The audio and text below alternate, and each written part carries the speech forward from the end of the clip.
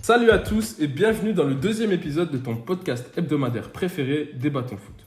Aujourd'hui, on aura l'occasion de revenir sur le Game of the Week entre Manchester United et l'Atlético Madrid. On fera aussi un retour sur les matchs du Barça et de la Juve. Pour le Game of Thrones de la semaine, on aura l'occasion de débattre sur le virevoltant Eden Hazard, l'étincelant Gareth Bale et le royal Mohamed Salah. Mais tout d'abord, accueillons mes deux invités. Ahmed, FDB, salut. Je vous propose de me donner une couleur pour cette journée. Salut les gars, alors ma couleur du jour, ça sera le rouge Manchester, qui est une couleur très particulière, mais croyez-moi, il y a beaucoup de choses à dire. Salut à tous, ma couleur c'est le blanc, pas d'émotion particulière après cette semaine de Ligue des Champions, on va y revenir plus tard dans les pronos, mais on a plutôt bien anticipé la physionomie de chaque match. Et du coup voilà, le blanc pour moi. Et toi Yacine, tu nous as pas dit c'est quoi ta couleur? Alors ma couleur, c'est le vert parce que je suis plutôt heureux en cette matinée et je suis heureux de vous accueillir dans mon podcast. Mais je vous propose de revenir sur les raisons qui vous rendent si malheureux, mes chers amis. Alors, Atlético Madrid, Manchester United, l'avant-match. Je propose de revenir sur la compo de l'Atlético Madrid et je te laisse nous expliquer ça. Oui, concernant la compo de l'Atlético Madrid, au cage Jan Oblak, pas de surprise de ce côté-là. La défense est composée de Savic, Jiménez et la recrue hivernale Reinildo. Le milieu de terrain est composé de Marcos Llorente, Kondogbia, Héctor Herrera. Les pistons Vrij Salko et Renan Lodi. Et concernant les deux attaquants titulaires, Angel Correa et Joao Félix. On aura l'occasion de revenir plus tard sur ce duo d'attaque, mais je vais laisser Ahmed nous présenter la composition de Manchester United. Alors côté Manchester, on est dans la continuité de ce que nous propose Rangnick ces dernières semaines, avec un 4-3-3 composé d'une sentinelle qui a été Fred pendant ce match. On a appris que McTominay était malade un peu plus tard dans la soirée. Alors en charnière centrale, on retrouve le capitaine Maguire accompagné de Raphaël Varane. Côté gauche, on avait Luke Shaw. Côté droit, c'était peut-être la surprise du chef ou le pari de Ralph en mettant Lindelof back droit alors qu'il avait à sa disposition Diogo Dalot et Wan-Bissaka. Donc Fred Sentinelle, comme je l'avais dit, Pogba, Bruno Fernandes en milieu relayeur avec Bruno Fernandes qui prend toujours un peu plus de liberté dans cette équipe de Manchester. Les ailiers, Sancho côté droit, Rashford côté gauche. Alors ça bougeait beaucoup entre les deux, on aura l'occasion d'y revenir. Et devant l'incontournable Monsieur Ligue des Champions, CR7. Alors messieurs, rentrons dans le vif du sujet. Un match, pas très... c'est pas le grand football, c'est pas le football qu'on aime forcément. Pas très chatoyant tout ça. On peut en débriefer. Alors la première mi-temps, on a vu un Atlético très bon dans son pressing, très bon dans son entame du match. Et qu'est-ce que tu en as pensé toi, FDB? Alors oui, comme tu viens de le dire, l'Atlético Madrid qui rentre très très bien dans son match. Directement, les hommes de Diego Simeone ont mis la pression sur cette équipe de Manchester United et ils sont très vite récompensés puisque au bout de 7 minutes de jeu, Joao Félix pousse le ballon au fond des filets. Après un magnifique centre de Renan Lodi, il se détend au maximum pour dévier ce ballon et marquer. Ensuite, Manchester United, toujours soudé, qui ne sort pas un ballon dans cette première mi-temps. Très peu de danger. On a Manchester United, on va y revenir plus précisément après, mais qui n'était pas dans son assiette. Une équipe brouillon. Et voilà, première mi-temps complète, réussie des hommes de Diego Simeone. Et pour la deuxième mi-temps, je laisse Frelon en dire un mot. Écoute, en deuxième mi-temps, on a vu que la mi-temps a fait du bien pour Manchester. On a vu un peu de mieux dans les intentions, dans l'intensité, dans les courses. Alors, c'était pas fou non plus, mais c'était un peu mieux. Ça a permis à Manchester de garder un peu plus le ballon et de monter un peu plus haut sur le terrain. Ce qui a mis légèrement en difficulté l'Atlético, qui avait également baissé de régime. Donc, ce qui a facilité les choses. Et par la suite, ils ont réussi à se montrer réalistes avec le but et l'entrée décisive d'Elanga qui a su profiter des miettes qu'a eu Manchester tout au long de la rencontre pour marquer ce but si important. Ouais, et c'était quelque chose auquel on ne s'attendait pas à ce moment du match. Manchester, c'était plutôt vide pendant tout le match. Zéro occasion, rien. Ils ont gratté sur le seul moment qu'ils ont eu. Et... J'ai pas vu Oblak faire un arrêt, quoi. La prestation de Manchester, je vais être très crue, elle était cataclysmique, honteux. C'était gênant à voir, on ne va pas se mentir. Une première mi-temps d'une pauvreté Rare. rare, mais après, on en a l'habitude. Enfin, ces dernières semaines, on voit Manchester, on voit pas d'évolution. Les mi-temps se suivent et se ressemblent. On nous avait promis un pressing, des cours de intensité de la part de Rangnick. Moi, je vois pas. Je vois pas tout ça. Je sais pas Ouais. vous, mais Je vois, ça m'arrive de voir parfois des séquences de pressing, mais c'est jamais coordonné, c'est jamais bien fait, c'est compliqué. c'est là tout le problème en fait. Nous, Ouais. on s'attendait à quelque chose justement que Rangnick apporte de la cohérence, de la stabilité, quelque chose de cohérent donc. Et c'est pas du tout ce qu'on voit et ça m'inquiète très franchement pour la suite de la saison de Manchester. Manchester United, c'est quand même la seule équipe de Première Ligue qui n'est pas caractérisée par l'intensité. Pourtant, avec l'arrivée de Ralf Rangnick, on nous promettait le père du Gegenpressing, le père de Jürgen Klopp et tout ce charabia-là. Mais moi, personnellement, dites-moi les gars, si vous avez la réponse, peut-être que je suis trop limité tactiquement en termes de football, mais j'arrive pas à comprendre ce que le coach allemand cherche à faire. Chaque match, je suis plus déçu que le précédent et bref. C'est On vrai nous que on nous avait promis un coach allemand, style Tuchel, style Klopp. Bon, on voit pas encore la patte, peut-être qu'avec le temps ça viendra. Mais c'est vrai qu'on a un Manchester qui est soit bon, soit mauvais. On n'a jamais d'entre-deux, en fait, j'ai l'impression, avec cette équipe. Mais en fait, t'as l'impression que c'est une équipe qui se cherche constamment à tous les matchs. Moi, je peux pas croire que ces mecs-là, ils s'entraînent tous les jours. Et en fait, quand tu vois en match, il y a zéro circuit de passe, impossible de trouver les milieux de terrain, que des passes latérales, aucune passe verticale, les ailiers inexistants. On ne sait pas à quoi ils servent durant le match. Les latéraux, ils apportent rien offensivement. Défensivement, c'est léger. Et en tête d'affiche, je vais mettre le nom de Maguire. Capitaine d'un club comme Manchester. Alors, je vais donner mon avis très personnel, ça n'engage que moi, mais je trouve que c'est une situation très gênante, pardon, dans le sens où comment tu peux véhiculer un message au sein d'un groupe quand tu es un capitaine aussi faible, techniquement, footballistiquement tout court. Donc je trouve que c'est à partir de là, c'est très difficile de commencer quelque chose et à mon avis, il ferait mieux de se trouver un autre capitaine. Malheureusement, Maguire, il est le symbole tout fait de ce Manchester. J'ai envie de dire que le brassard de capitaine lui va à merveille, dans le sens où il est à l'image de son équipe.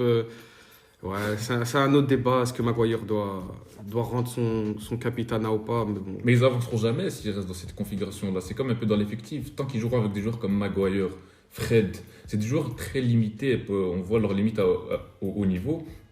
Et je pense que tant qu'ils continueront à persister avec ce type de joueurs-là, ils avanceront jamais. Mais justement, j'ai une question à vous poser. Ok, j'entends que Fred, Maguire sont des joueurs limités, mais je suis désolé, le 11, il fait rêver. Sur le papier, l'équipe est incroyable. Il y a pas En il y a- fait, il y a pas je pire pense latéral. qu'il fait rêver, mais il y a des faiblesses auxquelles on ne pense pas forcément voir le papier. Je parle des latéraux, par exemple. Comment est-ce que tu veux proposer un bon football avec des latéraux qui ne proposent quasi rien offensivement? Mais- Je suis désolé, Luc Shaw, la saison passée, c'est une très bonne saison, c'est un très bon Euro, mais cette saison, Luc Shaw, je ne le vois faire aucune projection offensive intéressante. Et défensivement, il est peut-être solide, mais il n'est pas rapide. Sur les placements, parfois, il est vraiment errant. Avec Maguire et lui sur le côté gauche de Manchester, j'ai vu parfois des dingueries internationales. J'ai jamais vu ça de ma vie. Et je pense que tant que les latéraux proposeront rien, je pense que ce sera compliqué pour les ailiers de proposer quelque chose.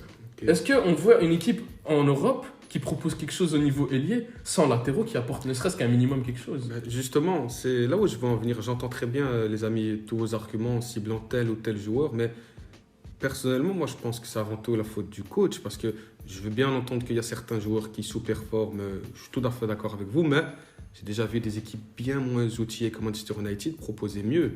Alors peut-être que le fantôme de Ole Sugnar est toujours présent, je n'ai pas la réponse à cette question, mais honnêtement, moi je suis ébahi devant ce pauvre de Manchester United. Je ne sais pas quelle est la ligne directrice de Ralf Rangnick. Après oui, on peut parler de l'apport des ailiers qui est nul, vraiment zéro différence. Je veux bien entendre qu'ils sont esselés, je suis d'accord avec toi, parfois des prises à 2, parfois des prises à 3.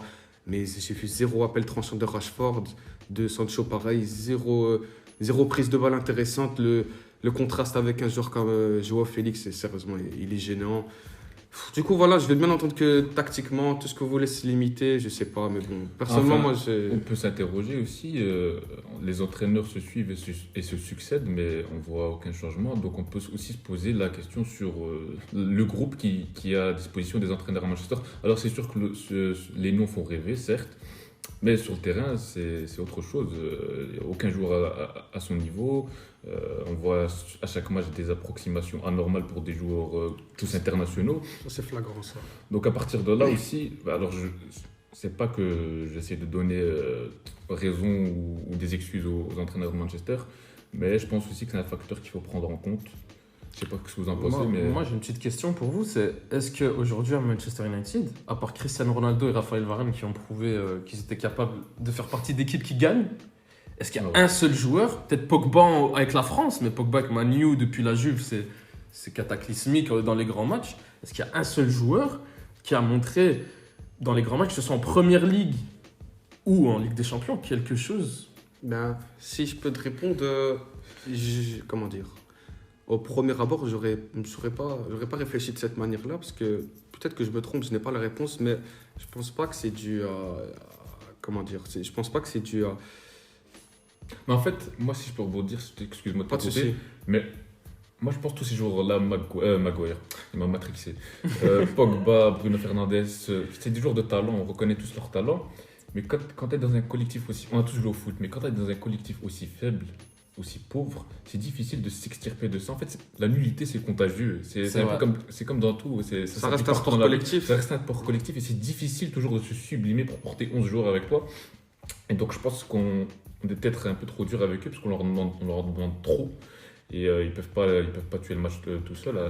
Moi, excuse-moi, Pas de souci, FDB, pas de souci. moi j'ai une vraie question. Bruno Fernandes, est-ce qu'on lui en demande trop sur ce match? Moi, personnellement, j'ai vu trop de déchets de sa part. Non, On sait qu'il essaye, on sait qu'il tente, mais il doit quand même faire mieux dans ce genre de match. Non, bien sûr, si on parle de Bruno Fernandes précisément, son match est raté, il n'y a aucun débat là-dessus, mais je pense que c'est très intéressant ce que vient de dire Frelon juste avant, dans le sens où le symbole de cette idée, c'est Cristiano Ronaldo. Ben, voilà, Cristiano Ronaldo, on va plus le présenter, attaquant phare de Manchester United, et ben, le match caractérise exactement ce que dit Frelon.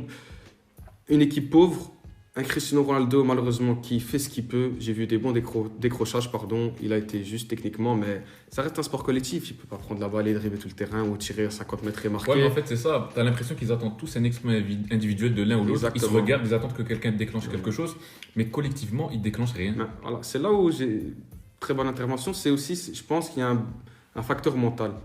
Comme l'a dit Frelon, tu as certains joueurs qui sont spectateurs du match. Cristiano Ronaldo, lui, à sa décharge, loin de moi de dire, il fait pas le meilleur match de sa carrière, mais au moins il essaie d'être acteur, il propose, il essaye, il harangue ses partenaires, il tente, il décroche.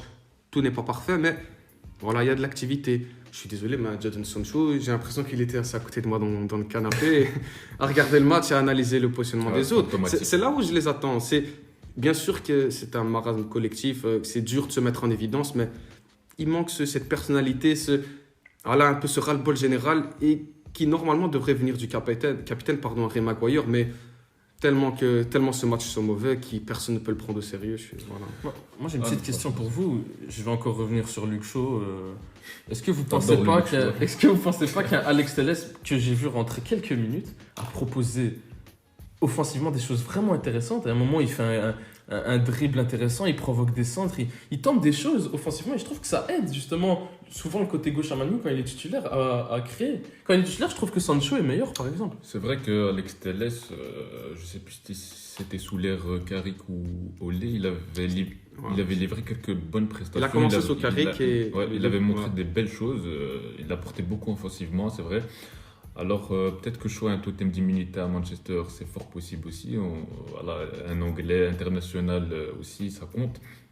Mais c'est vrai que Shaw très en dedans depuis le début de saison, à côté de ses pompes à tous les matchs.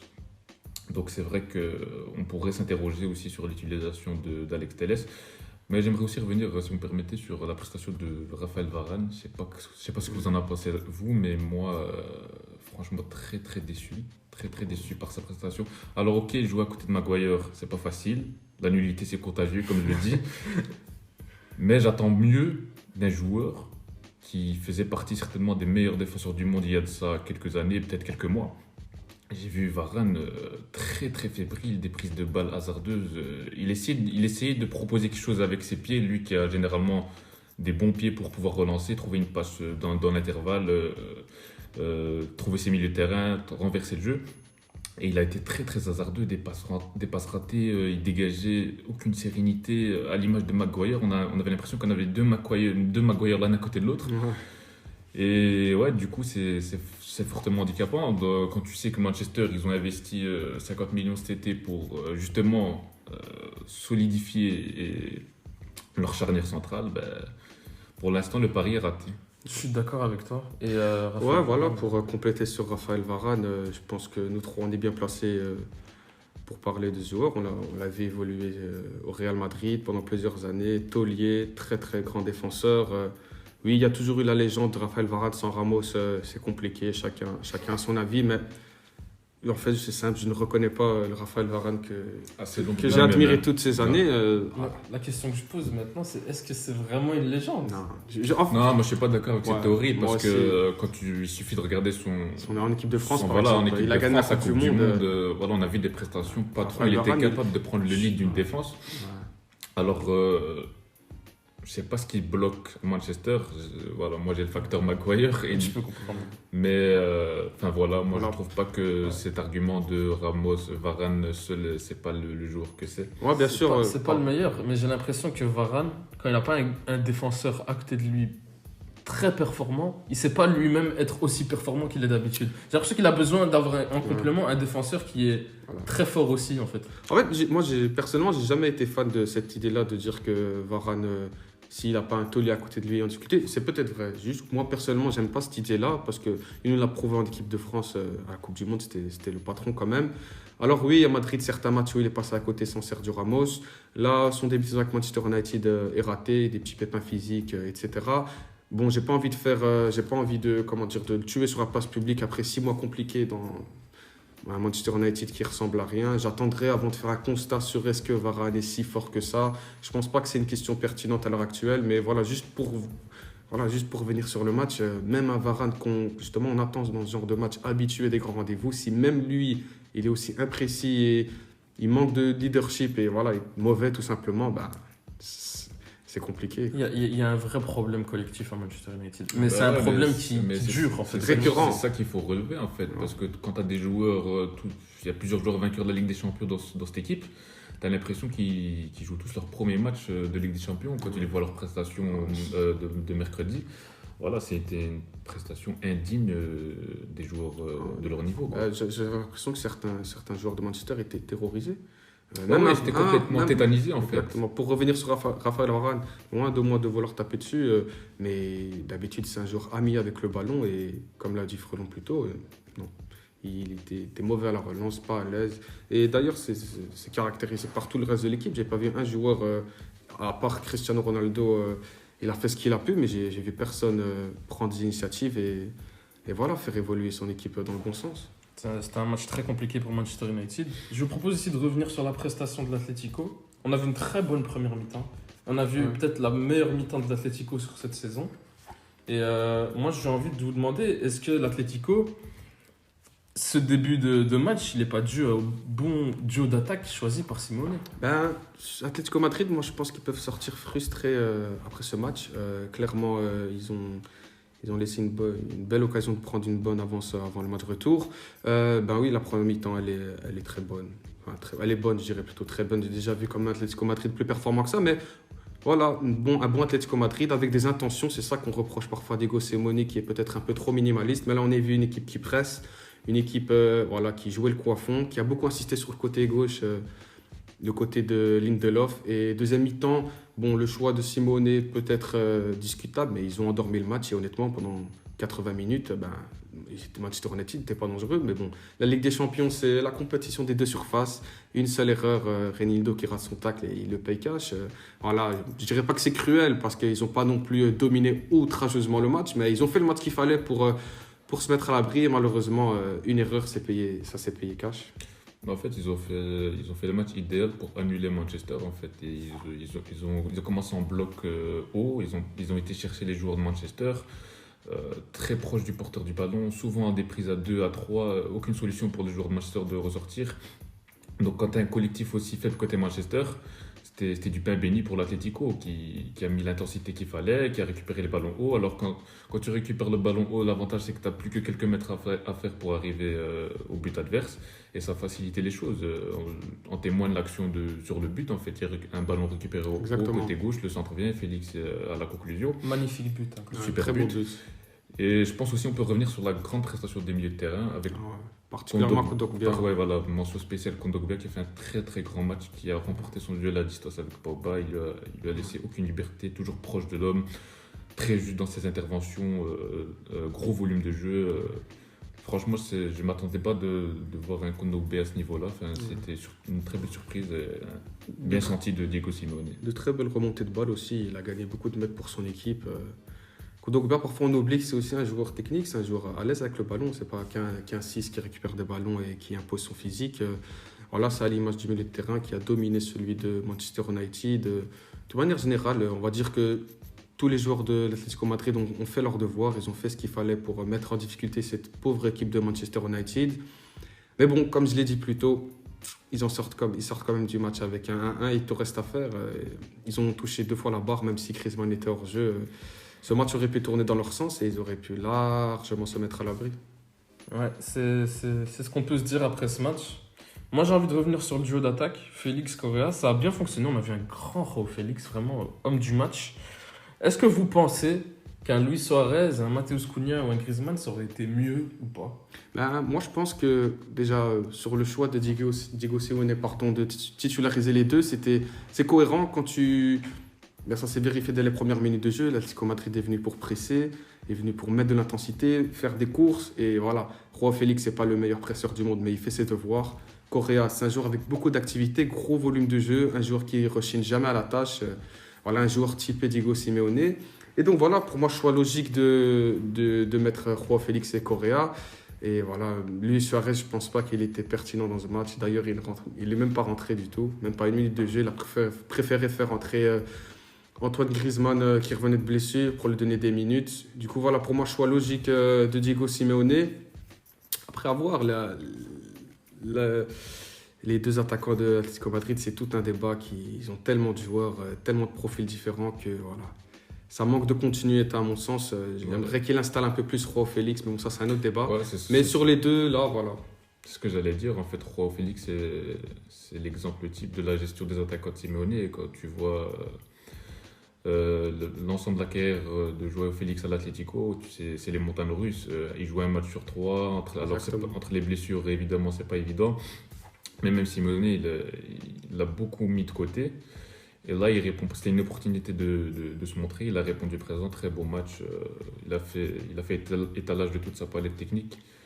Et je pense que c'est un match qui va lui faire du bien et qui va peut-être enfin lancer son histoire à l'Atlético et justifier le prix de son transfert qui pèse certainement lourd sur ses épaules.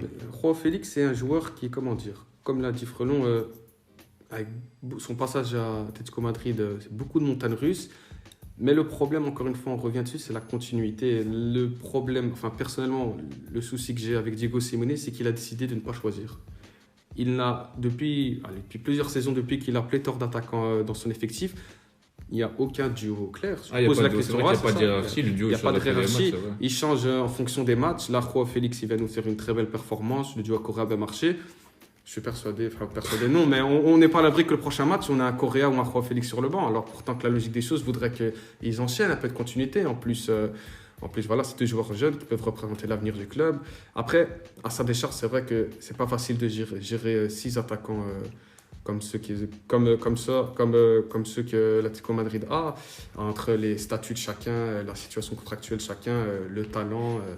Voilà, il y a un peu trop de joueurs, il a décidé de ne pas choisir et malheureusement ça entache sur la progression d'un João Félix. Je pense qu'ils ne s'attendaient pas à signer Griezmann, du coup ils ont signé Matheus Cunha et ça fait beaucoup d'attaquants. Cet été il va falloir... Et pourtant, Suarez il va quitter le club cet été, ça va déjà régler un de leurs soucis, sauf s'ils vont chercher un autre comme chaque été, ils adorent chercher un attaquant de plus. Après, excuse-moi de te couper, mais Suarez, ok, quitte le club, à mon sens, c'est nécessaire. Mais c'est quand même un profil qu'ils n'auront plus. Parmi tous les attaquants de l'Atlético Madrid, il n'y a pas de joueur de surface. Et c'est pour ça que... Griezmann, quand même, ça reste Ah. un bon joueur dans la surface. T'as- C'est pas un 9 type Voilà. Mais finisseur. voilà, mais- un des reproches qu'on aurait pu faire à cet Atlético Madrid, c'est qu'il y avait peu de poids dans la surface. Après, c'était pas forcément nécessaire pour mettre en difficulté Manchester, mais voilà, je pense qu'avec le départ de Suarez, ils ont quand même de quoi faire pour s'en remettre et, voilà, et continuer à performer. Mais en fait, ce que je vais expliquer, c'est que même un Suarez vieillissant, il a sa carte à jouer dans cette équipe au vu de son profil. Voilà, c'est pas toujours facile pour Diego Simeone de trancher. Non, bien sûr. Je vous propose qu'on passe au top 3 et au flop 3 de chaque équipe. Et je vais te laisser commencer, Ahmed. Alors, moi, on va commencer par Manchester, ça va aller vite. Il n'y a aucun top dans ce match.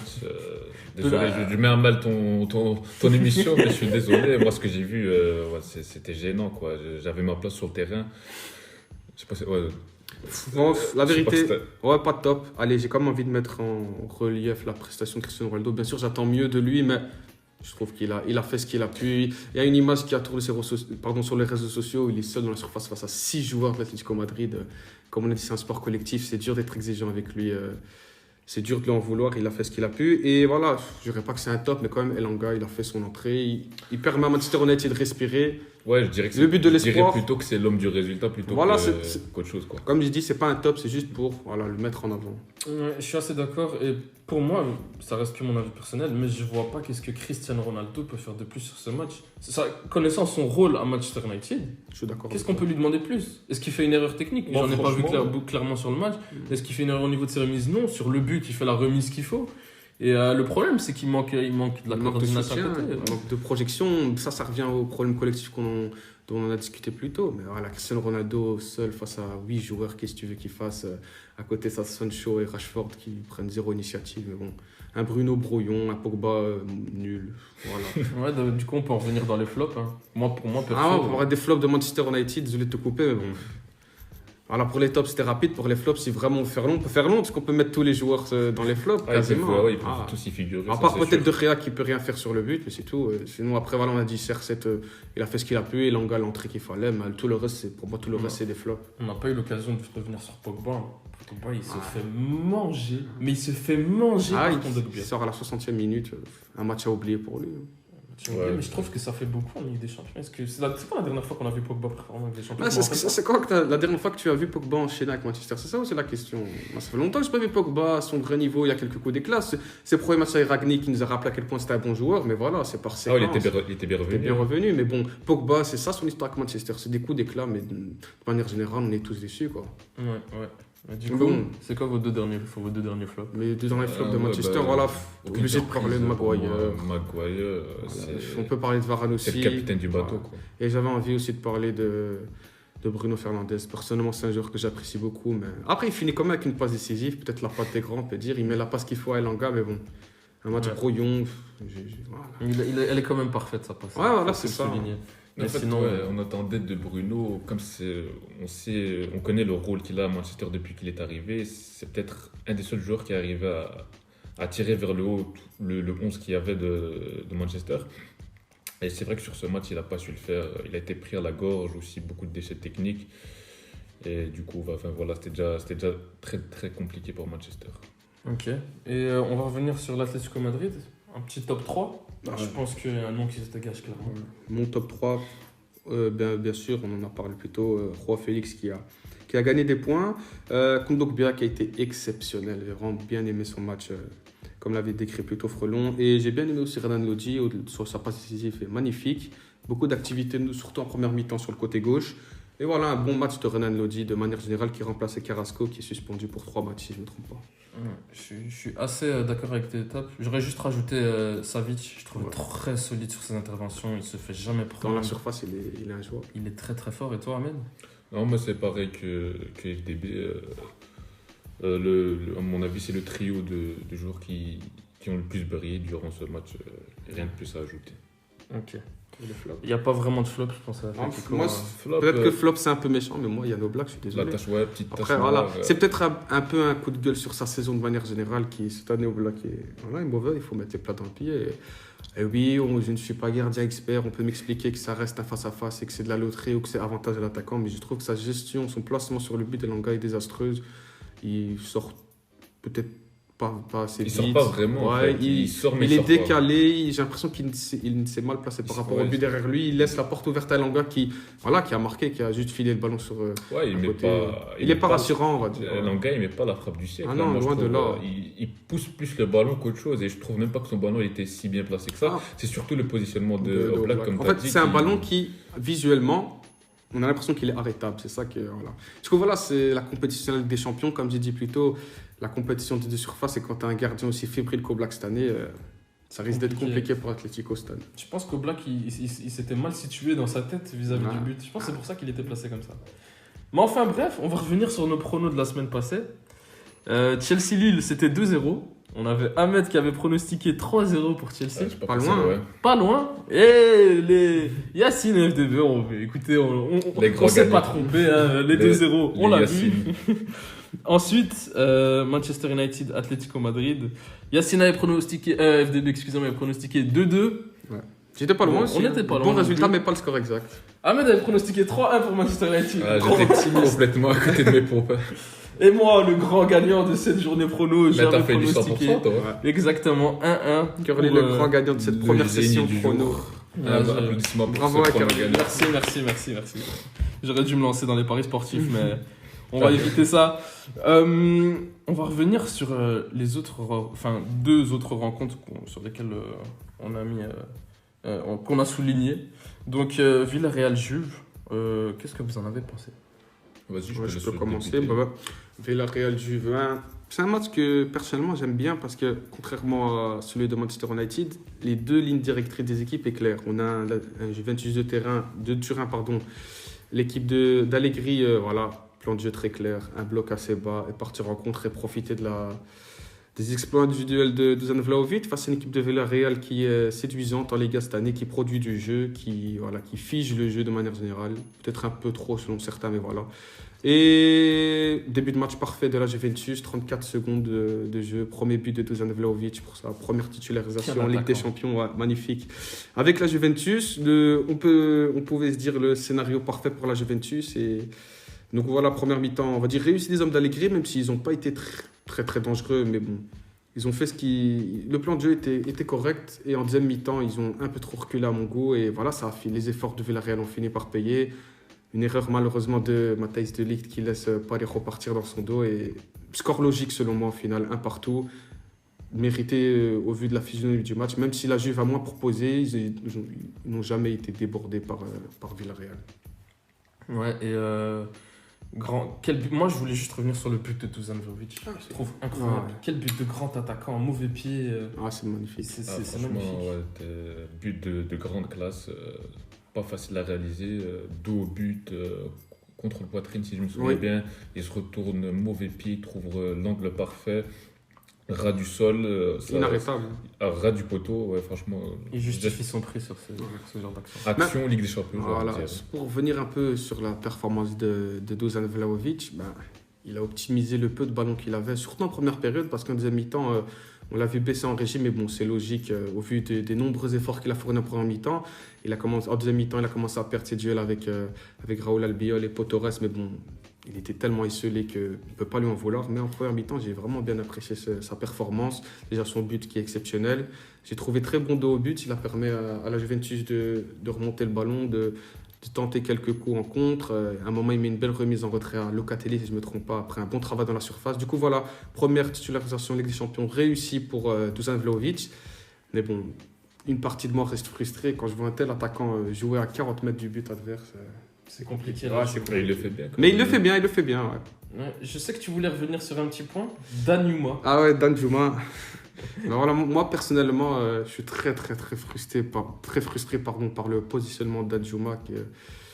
Unai Emery l'utilise comme un pur neuf. Je comprends pas du tout. Voilà, Danjuma, c'est un joueur que j'ai eu la chance de découvrir cette année.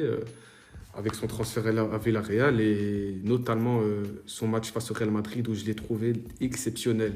Depuis ce jour-là, je mets un point d'orgue à suivre un peu les performances de Arnaud Danjuma. C'est un joueur que moi, personnellement, je caractérise par le dribble, par la percussion, par ses prises de balle et le voir jouer comme ça en tant que pur neuf. J'ai l'impression que c'est...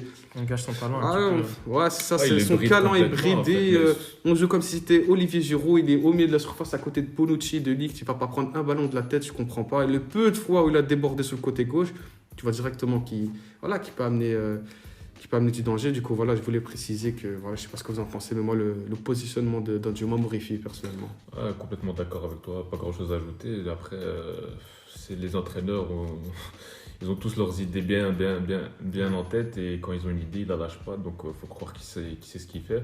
C'est sûr qu'en ce moment, ça donne pas satisfaction. Alors, certes, il restait sur un triplé, pas le match précédent. Bon, il y avait plus d'espace. Bon, c'est vrai que c'est assez frustrant de le voir en numéro 9. Surtout face à une défense de Juventus très rugueuse. C'est jamais facile de se retrouver seul dans la surface avec Bonucci, De Ligt sur le dos. Donc, voilà, quoi, je pense que tout a été dit. Il est virevoltant. Je pense qu'il mérite sa place en équipe nationale. En tant que titulaire, je veux dire. Danjuma. Ouais, je pense il a fait ses récentes sélections, il a très bien joué. Je le trouve, moi personnellement. Moi, c'est un joueur que j'aime beaucoup. Non, franchement, c'est un joueur, s'il continue à performer à ce niveau-là, il peut viser un top club européen. Voilà, juste pour finir sur Danjuma, j'attends. Je sais pas, il est blessé jusque quand, mais j'attends avec grande impatience le retour de Gérard Moreno. Parce que là, je pense que Moreno pourra lui reprendre son vrai poste de numéro 9 et là, ça permettra à Danjuma de jouer dans son poste naturel. Ça pourrait être plus qu'intéressant. On a aussi eu Barça-Naples en Europa League. Ah, c'était pas en Ligue des Champions, ça?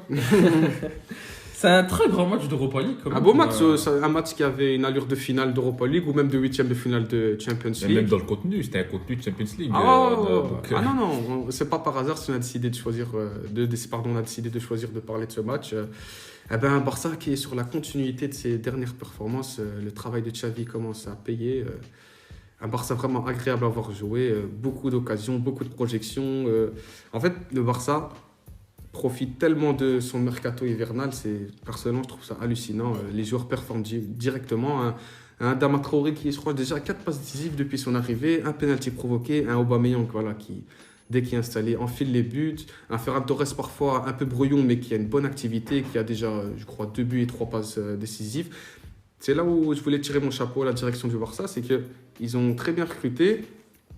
Et aussi le recrutement intéressant dans le sens où je trouve que le Barça, avec son effectif actuel, est une équipe beaucoup plus hybride.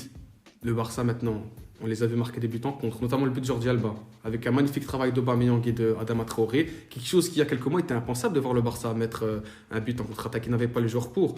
Ils ont les joueurs pour marquer en attaque placée, avec des bons joueurs de ballon, un Frenkie de Jong que j'ai trouvé très bon, un Pedri, très bon joueur également. Et voilà, c'est juste pour tirer mon chapeau au travail de Xavi qui fait du bon travail du côté du Barça et ils ont quand même explosé la meilleure défense de Serie A. Une équipe de Naples qui est encore dans la course au titre, ça veut dire ce que ça veut dire. C'est un Barça qui est sur la bonne route et je pense que c'était important de mettre en avant leur performance. Très, très, très agréable à avoir joué. Pour un spectateur neutre, vraiment, le Barça, c'est le match à voir. Excuse-moi de te couper, ils ont 12 buts sur leurs 3 derniers matchs, ça fait une moyenne de 4 buts. Après, ils encaissent un peu trop, c'est peut-être le point de travail du côté de Xavi, mais vu le Barça d'il y a quelques mois, c'est que positif. Exactement. Très bon Frenkie de Jong. T'as pu en parler, mais moi je l'ai trouvé. Quel but. Magnifique. Après, il a tout le temps de tirer, ça c'est hallucinant, mais quand même, faut la mettre. La finesse, elle était belle. C'est le football. Ça va lui faire du bien. Lui qui a connu un début de saison très compliqué. Donc je pense que là, il est en train de revenir à un bon niveau. Alors c'est vrai que j'ai vu beaucoup de supporters du Barça se plaindre sur la gestion du temps de jeu de Jong qui sort constamment à tous les matchs. Il sort à l'heure de jeu, on ne sait pas pourquoi. Bizarre. C'est bizarre. Alors là, Xavi, il a fait plaisir aux supporters du Barça, il a sorti Busquets cette fois-ci en premier. Ouais, il faut croire qu'il nous écoute, l'ami Xavi. Donc je disais, ça va lui faire du bien. Araujo aussi, je le trouve très solide depuis le début de saison. Peut-être, une qualité physique incroyable. C'est le leader de cette défense et il est en train de prendre le lead tout doucement, d'entamer la transition avec un Piqué très vieillissant. Mais qui fait ses matchs malgré tout. Je trouve que Piqué, depuis le début de Xavi, vraiment il est correct. Non, ça reste correct en ce moment. Ouais. Mais après, mais comme on en revient à chaque fois, c'est avec ce genre de joueurs-là. si tu fais pas le deuil de ce type de joueur-là, tu n'avanceras Je jamais. suis Donc au totalement bout d'un d'accord moment, il avec faut toi. tourner la page, je pense. Pareil que Busquets. Du coup, voilà quoi. Un bon Barça, quoi. Un bon Barça globalement, Adama Traoré, toujours aussi Fort. Avant de On a passer à- virevoltant. Excuse-moi de te couper. Avant de passer à la prochaine séquence, tu parlais du mercato hivernal. Est-ce qu'on peut parler de mercato hivernal? C'est presque un mercato estival. Il y a eu tellement de recrues, Ah ouais, le Barça. tellement de bonnes Ah, pioches. c'est sûr qu'on s'y C'est attendait bien, pas, je surtout vu la situation, enfin, ce qu'on nous dit sur la situation économique du club qui soi-disant croulait sous les dettes. Ils ont visiblement trouvé des montages financiers et ils ont réussi à investir, à faire des bons achats plutôt et ils ont senti les bons coups en fait. Bravo à la Est-ce qu'ils Porta. n'ont pas peut-être, dans un sens, je lance la théorie du complot, est-ce qu'ils n'ont pas caché le fait qu'ils ne voulaient pas signer Messi vu la hauteur de son contrat financier?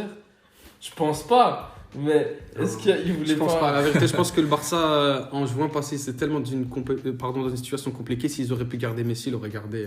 Ouais. Ouais, non, c'est la suite des choses. La Porta, depuis que Quand même l'Hervé pas fait du que bon travail. Ouais, On quand même. touche pas à Léo Messi là-bas. Il fait Ouais, du bon ouais. travail, la Porta, et bravo à lui, et bravo à Xavi, Ouais. et bravo à tout le monde. Ah, c'est incroyable. Bon, les gars, je vous propose de passer à la prochaine séquence, le débat du jour, Game of Thrones.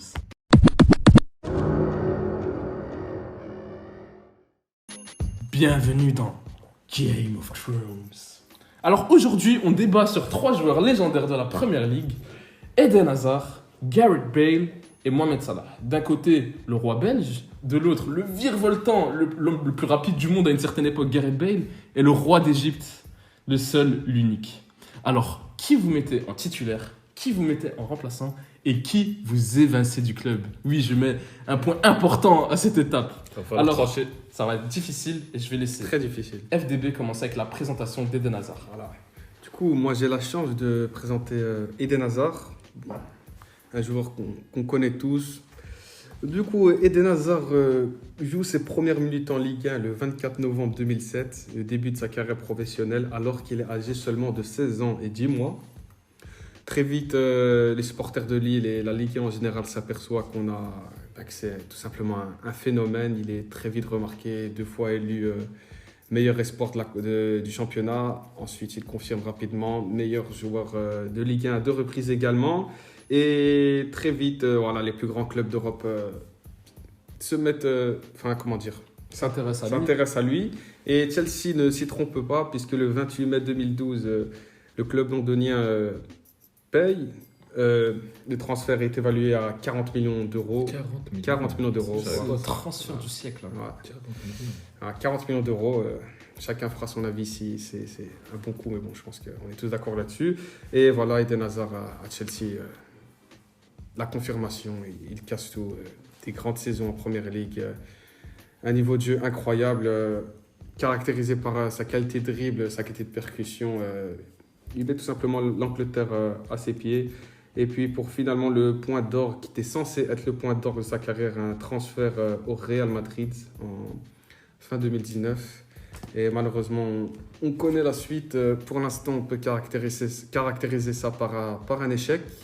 Du coup, voilà, Eden Hazard en statistique, qu'est-ce que ça donne? 735 matchs joués, 200 buts et 164 assists. Quand même 364 goal assists en 735 matchs. Et je trouve ça beaucoup, surtout pour un joueur qui n'est pas caractérisé par les statistiques. Concernant le palmarès collectif, 11 trophées en carrière, une Ligue 1, une Coupe de France, 2 Première Ligue, une FA Cup, 2 Europa League, etc. Concernant les trophées individuels, Hazard en collectionne un bon nombre, je ne vais pas revenir dessus. Les points qu'on pourrait caractériser de relou concernant Eden Hazard de compliqué, malheureusement, son échec actuel au Real Madrid, même si ce n'est pas encore fini, on ne sait pas ce que l'avenir nous réserve. Et du coup, voilà, c'est Eden Hazard dans les grandes lignes. On va revenir sur son prime à Chelsea, sur sa longévité. Et voilà, j'ai hâte de discuter avec mes 2 amis et de trancher. Débat très intéressant sur le roi de notre pays, puisque, je tiens à le souligner, on est tous belges ici. On va passer au légendaire Gareth Bale. Le légende prince Real de Galles, j'ai envie de dire. Alors, notre ami Gareth Bale, il débute à l'âge de 16 ans à Southampton, alors en Championship, année dans laquelle il connaîtra aussi sa première sélection. Tottenham n'hésite pas à débourser en juillet 2007 10 millions pour s'attacher ses services. Même- C'est beaucoup pour Gareth Bale, là, 10 millions. Ça fait beaucoup pour un C'est joueur énorme. venu de Championship, certes, mais il faut croire que le pari était gagnant. Alors, 2007, il connaît une grosse blessure au pied droit qui retarde ses débuts avec les Spurs. Petit à petit, il s'installera au poste de défenseur gauche dans un premier temps et deviendra titulaire indiscutable et joueur incontournable du 11 de Harry Redknapp. Alors, il explose véritablement en 2011 où il réalise une saison extraordinaire. Il sera même élu joueur de l'année en Angleterre.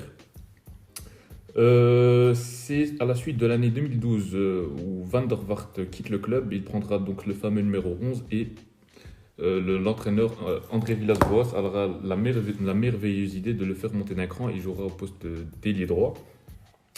Et il sera donc élu cette année-là une nouvelle fois meilleur joueur d'Angleterre pour la deuxième fois donc et rejoindra au palmarès le fameux CR7.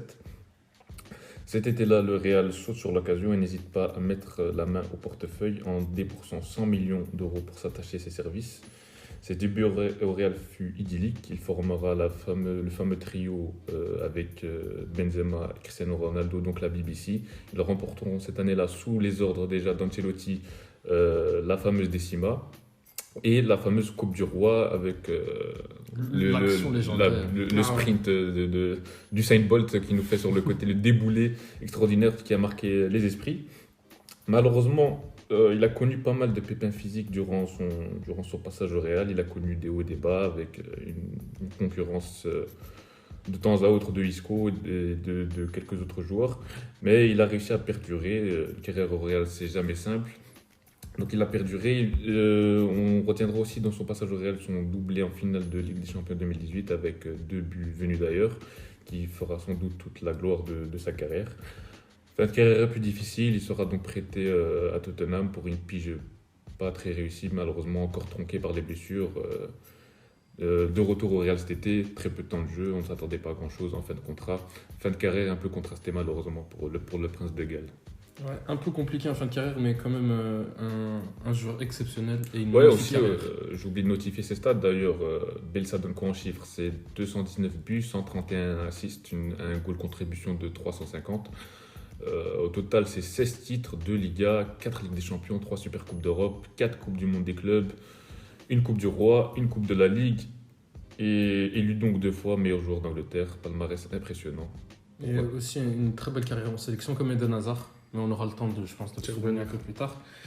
Bon, moi, je vais vous présenter le roi d'Égypte.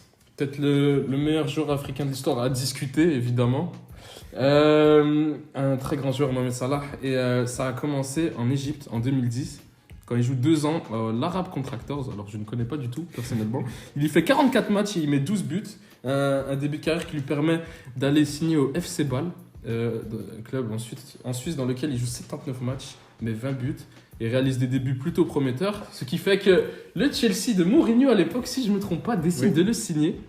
Il le signe pour 2 ans et il joue que 19 matchs à Chelsea, mais il se fera prêter à la Fiorentina et à l'AS Rome durant son passage à Chelsea. Et il fait plutôt de bonnes saisons, prometteuses à ce moment-là dans sa carrière. Et c'est là que l'AS Rome décide d'acheter Mohamed Salah et il lui fait une saison pleine avec 41 matchs, 19 buts, éclabousse de son talent la Serie A. Et Liverpool décide donc de signer le prince d'Égypte, ou plutôt le roi d'Égypte, pour une somme se rapprochant des 40 millions, si je ne me trompe pas. Et à l'arrivée, c'est simple, c'est Explosion. l'explosion. Il fait une saison légendaire en Première Ligue, 36 matchs, 32 buts, 10 passes décisives. Si je ne me trompe pas, c'est la saison la plus prolifique en termes de goal assist en Première Ligue, sauf Thierry Henry, peut-être. Mais je ne suis pas sur cette stat à vérifier. Et depuis son arrivée en Première Ligue, c'est 5 saisons et 5 saisons légendaires. Il gagne une fois la Première Ligue. Il fait 473 matchs en carrière, 216 buts, 93 assists, 309 goal assists. Il a le meilleur goal assist des 3 en termes de ratio. Par contre, niveau palmarès, c'est moins glorieux que les autres. Seulement 6 titres. Une Champions League, ça pèse lourd dans la balance. Une Première League. Une Super Coupe de l'UEFA, une Coupe du Monde des clubs, une fois élu meilleur joueur de l'année en Angleterre, 2 ballons d'or africains. Et ensuite, pour les points un peu compliqués pour Mohamed Salah, c'est que sa carrière commence entre guillemets tard. Il perce réellement au très haut niveau à 25 ans ou 26 ans à Liverpool. Il n'y a pas beaucoup de matchs par rapport aux autres. Peut-être c'est dû au fait qu'il est plus jeune, mais aussi au fait qu'il n'a pas tout le temps été titulaire dans sa carrière. Ensuite, il a une carrière en sélection plutôt bonne. Je pense qu'on peut dire qu'en Égypte, ça s'est plutôt bien passé. Et voilà, là, on va se lancer dans le débat, je pense. C'est une bonne question. Qui est le meilleur des trois? Qui est le deuxième meilleur? Et c'est qui que vous effacez du club? Oui, je mets un peu un point sur ça. J'aime bien souligner le fait qu'on va en effacer un du club. Et je vous propose, messieurs, de prendre chacun un papier et qu'on note notre top 3 sur une feuille. Alors, rebonjour à tous. On a pu écrire sur notre petit papier chacun nos petits choix. Alors, mes chers amis, je vous propose qu'on se le dévoile ensemble devant nous. 3, 2, 1, c'est parti. Alors, pour ma part, j'ai mis Eden Hazard en premier, Gareth Bale sur le banc et j'ai évincé Mohamed Salah. Eh ben, moi, FDB, j'ai exactement le même classement que Yacine. Un classement meurtrier, mais bon, on aura l'occasion d'y revenir. Je laisse Frelon dévoiler son classement. De mon côté, c'est un classement légèrement différent. Bale, que je garde donc titulaire au club pour reprendre les termes de l'émission. Hazard sur le banc, comme il en a d'habitude ces derniers temps. Et je dégage du club le Mohamed Salah pour le moment. Alors, sachez que, pour commencer, je trouve que c'est dur pour Mohamed Donc Salah. en fait, vous avez tous les deux le même classement là. On a le même Ouais, classement. on a le même classement. C'était Moi, quoi encore? Eden Hazard numéro 1, Hazard. Gareth Bale remplaçant et Mohamed Salah out. Oh là là. Ah, Bon, ça, déjà, ça fait mal. Moi, je vais- C'est dur pour Mohamed Salah. d'abord, on va relever, je pense, notre point commun. On a tous mis Salah, l'évincé du club, le mal aimé, ou je sais pas comment on peut justifier ça. En tout cas, en fait, il faut déjà rappeler que c'est très très difficile de faire un choix. Mais bon, les grands choix font les grands hommes. Pour ma part, j'ai mis Salah troisième position parce que déjà, c'est le plus jeune des trois. C'est celui qui a encore le temps de faire de grandes choses, qui va peut-être surpasser les deux autres, à mon avis. Carrément. C'est pas Exactement. impossible. Donc, c'est peut-être plus un choix par défaut que je le mets en troisième position. C'est peut-être comme ça que j'ai raisonné. Donc, je sais pas vous comment vous avez raisonné. Moi, personnellement, Mohamed Salah, je l'ai mis numéro 3. C'est tout simplement dû à son palmarès en club. Il a beaucoup moins de titres que les deux autres. On l'a parce qu'il expliqué. est plus jeune. Oh non, aussi on l'a expliqué parce qu'il a percé plus tard. Eden Hazard à 23 ans, il avait déjà une armoire à trophées bien remplie parce qu'il était déjà au top niveau. Mohamed Salah à 23 ans, il n'était pas sur le toit de l'Europe, pardon. Il était au FC Bâle ou je ne sais où. Ouais, Mais je en pense fait- que c'était déjà la Fio ou Ouais, voilà, ou la ouais. Fiorentina. En fait, c'est pour expliquer, voilà, moi, mon premier argument, c'est que Mohamed Salah, en termes de longévité au plus haut niveau, bon, il y est encore actuellement. Si ça se trouve, dans 3 ans, Salah, il sera toujours le meilleur à son Ouais, ça poste. se trouve, il est ballon Eh bien, d'or cette année, voilà, et c'est on n'en ça. parle plus. Hein. On précise que le classement, il peut changer et que dans 3 ans, si ça se trouve, il y aura zéro débat, ce sera Salah 1 pour tout le monde. Mais voilà, à l'heure actuelle, Salah a vu, je dirais pas un début de carrière compliqué, loin de là, il a performé partout où il est passé, mais il a explosé moins vite que les deux autres. Du coup, moins de matchs au top niveau. Du coup, voilà, moi j'ai décidé de le mettre en numéro 3. Je sais pas comment tu as raisonné, toi, Yacine. Alors moi, sincèrement, c'était pas un choix facile. Sachez que Salah a été à un moment dans mon classement. Mais le problème, je trouve, avec Mohamed Salah, c'est qu'il y a vraiment trop peu de palmarès. Alors, il y a peut-être une ou deux saisons qui sont exceptionnelles en termes de palmarès, mais c'est tout. Après, c'est difficile parce qu'il n'a pas joué dans des top clubs non plus. Ah, Le c'est premier depuis top, Liverpool, premier top club, allez, on peut considérer Chelsea, mais il était encore jeune, mais bon, il n'a pas eu Il a l'occasion de pas saisir sa réussi. chance. Ouais. Mais le premier top club qu'il fait, c'est Liverpool. Oui. Il est en train Il de. gagne la Champions League. Ouais, et il crée Mais- petit à petit. Si je peux rebondir, il y a une raison au fait qu'entre guillemets, il a rejoint Liverpool à, je sais plus, 25 ans, c'est ça? Ouais. Voilà. Si avant, voilà, il n'était pas directement dans les meilleurs clubs d'Europe, voilà, il n'était pas directement au top niveau, contrairement aux deux autres, mais... Moi, je pense que c'est celui qui a le potentiel d'être le premier entre les trois. Enfin, Ah ouais, à l'heure pour actuelle. moi, il a vraiment le potentiel de passer premier. Mais bien Vraiment. sûr, à l'heure actuelle, Salah, c'est le meilleur ailier du monde, alors que Gareth Bale et Eden Hazard, voilà, je ne vais pas revenir sur la situation, à ils sont l'instant sur T, leur à l'instant remplaçant. T, il n'y a pas de débat, Voilà. c'est pas la Mais question. voilà, en termes de projection, bien sûr qu'Hazard, en peu de temps, il peut dépasser les deux autres, mais bon, Ça va. c'est le débat du Ouais, moment. Ouais, pardon, ouais, Salah, c'est le débat du moment, et voilà, on a tous mis Salah en 3. Je nous trouve, dans un sens, je nous trouve dur, Non, mais- logique, mais il faut se rendre compte que Salah, c'est le meilleur ratio goal assist des trois. Ouais. hein. C'est quand En même moins de matchs. et de loin quand même. Hein. C'est... Oh non, clairement. Après, Salah, c'est un attaquant. Non, tu ne trouves pas vérité, non? Non, il Non, te non, parle de il a- ratio. Le ratio, ouais. Ah, le ratio, Par rapport d'accord, au nombre le de ratio, matchs. ouais. Et il a quasi autant de buts que Bale avec 170 matchs de moins, sachant Ouais. que Bale est le meilleur buteur des trois. Donc, Ouais. quand Mais même, bon, là, voilà. c'est à souligner. Ça, il y a une c'est- circonstance atténuante. Si tu Ouais. veux en parler de Bale, il a joué dans une attaque avec CR7. C'est pas la même chose. Ah, Salah, je suis lui, pas, c'est j'aime peut-être pas ça cet qui- argument. Moi. Et c'est peut-être Non, ça moi, je qui crois fait que ça qu'il est, compte. il est deuxième, c'est parce qu'il a un palmarès incroyable. Moi, Bale, je trouve qu'il est extraordinaire. Mais moi, la question que je veux poser, c'est est-ce que Bale aurait pu être leader d'une équipe comme ça, là, il a été qui a gagné une Champions League? Moi, je pense pas. sans les pépins physiques, moi je pense que ouais. Moi, je pense que ouais. Sans les enfin, pépins physiques, Ah ouais, peut-être. non, moi je pense enfin, il a en pleine possession de ses moyens, Bale c'était un joueur capable de prendre le lead justement Ah et ouais, d'être bien le leader d'une attaque. Donc, mais l'histoire a fait qu'il a fait partie d'un trio d'attaques, donc Mhm. voilà, on n'a pas pu voir ça malheureusement. Ouais. Mais donc si on veut parler de Bale, il avait atteint un niveau. Déjà, je trouve que là où il a été le plus fort que les trois, c'est qu'il s'est imposé dans le Real Madrid de Cristiano Ronaldo. Très, Prime très, moment. très dur. C'est qu'il n'est pas évident. Et il a fait ses stats, il a fait ses matchs, il a montré de très très belles choses. Il a des matchs références sur la scène européenne aussi, Beaucoup de finales.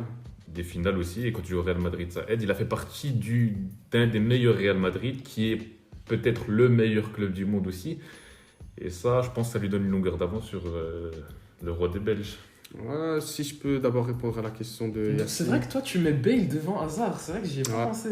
Ah ouais, ouais. Mais Bale devant Hazard. Mais en fait, Bale, moi je trouve qu'il a réussi là où Hazard il n'a pas réussi en fait. Parce que Hazard là, comme tu as dit dans ta présentation, le Real Madrid c'était, son transfert au Real Madrid c'était l'aboutissement de sa carrière. Et C'était ouais. la suite logique, c'était Ligue des Champions Ballon d'Or. Et il n'y avait plus de débat, il serait le meilleur joueur du monde et ainsi de suite. Ben, la suite de l'histoire, Malheureusement. Mais C'est après, pas ça. Eden Hazard, on disait les pépins physiques de Gareth Bale lui ont empêché d'avoir une plus grande carrière. Moi, je pense que Bale, il aurait pu avoir une encore plus grande carrière qui est déjà incroyable, faut le souligner. Il y a des gens qui crachent trop sur Gareth Bale. on néglige. D'accord. On un peu néglige trop, beaucoup Gareth Bale. C'est- Mais ce les- qu'il a fait avec la BBC, c'est exceptionnel. S'intégrer dans. Après, quand t'as 3 jours exceptionnels, quand ça marche super bien. Ça. Mais il fallait s'intégrer au Real Madrid. Il a Et performé. il simplement. arrive, il marque en finale, il est exceptionnel la première saison. Et je crois qu'il marque sur 2 finales, il met 3 Ouais, buts hein, quand même. il met le but contre l'Atlético Madrid en finale et Liverpool de but le doublé là. Ouais, il a des moments marquants. Ah Bale. non, Gareth Bale, bien sûr. Non, Quand Gareth tu Bale- penses à Bale, tu penses à Bien sûr. des buts bien précis. Big game player. Bien mais- sûr. Oh, il répondait souvent présent. Il répondait souvent présent. Mais Gareth c'est à vous Bale. de vous justifier en fait. Mais Ah, moi, si je- vous avez mis bien Hazard numéro 1 tous Bien les sûr, deux. moi, Bah, je peux te laisser commencer. Bah, en vas-y. fait, déjà, comme on l'a répété plusieurs fois, c'est dur de mettre un classement clair. Du coup, moi, j'ai réfléchi comment. D'abord, je me suis posé la première question en termes de palmarès. Bon, ça, c'est évident. Gareth Bale est numéro 1 dû à sa Ligue des Champions et son nombre de titres. Moi, personnellement, j'ai Eden Hazard en 2 en termes de palmarès et Salah en 3. Ça, c'est le premier axe. Le deuxième axe, je te laisse. Je Ouais. souhaite revenir là-dessus. Est-ce que tu penses que le palmarès d'Eden Hazard est meilleur que celui de Salah? Il y a une Champions League chez Mohamed Salah. Il y a 2 Europa League chez Eden Hazard. Ah ouais, mais bon. C'est 2 PL, il a qu'une PL de plus. Pour moi, non. Moi, Tu je préfères trouve, le palmarès de Mohamed bah, Salah? je trouve que peut-être que Salah a moins de titres, mais Ouais. ils sont Ouais, meilleurs. c'est- Ces titres sont sont plus plus importants. glorieux, en fait. Exactement. C'est comment dire, bien sûr, c'est recevable. Moi, je préfère quand même le palmarès d'Eden Hazard, surtout un trophée individuel que je trouve qu'on ne met pas assez en valeur, c'est son ballon d'argent à la Coupe du Monde. Ah, quand même, la Coupe du Monde. Moi, je suis pas Ah, emballé par cet argument parce que, ouais. Il gagne Vas-y, pas. je t'ai mais- coupé. Non, voilà, Vas-y, non, vas-y. c'est ça, parce que quand même, la Coupe du Monde, c'est peut-être, enfin, c'est the compétition dans l'histoire du football et la Coupe du Monde 2018 d'Eden Hazard, bah, j'ai Ouais, pas de il avait- superlatif pour le décrire. À mon sens, quand on joue au jeu des pronostics au moment précis, qui méritait d'être le meilleur joueur de cette Coupe du Monde, je me souviens qu'on avait, si je ne me trompe pas, tous mis Eden Hazard en numéro 1. Et voilà, je pense, en plus, on a beaucoup de joueurs dans l'histoire qui performent de manière exceptionnelle dans leur club, mais qui n'ont pas de match référence en Coupe du Monde. Pardon. Et la Coupe du Monde d'Eden Hazard 2018, personnellement, je me rappelle encore du match contre le Brésil, contre la France. Sur le moment précis, c'était quelque chose de grand. Du coup, voilà, moi, j'aime beaucoup ce titre. Et ouais, c'était juste pour, voilà, de manière générale, moi, je mets quand même Eden Hazard devant Mohamed Salah en termes de palmarès. Ok.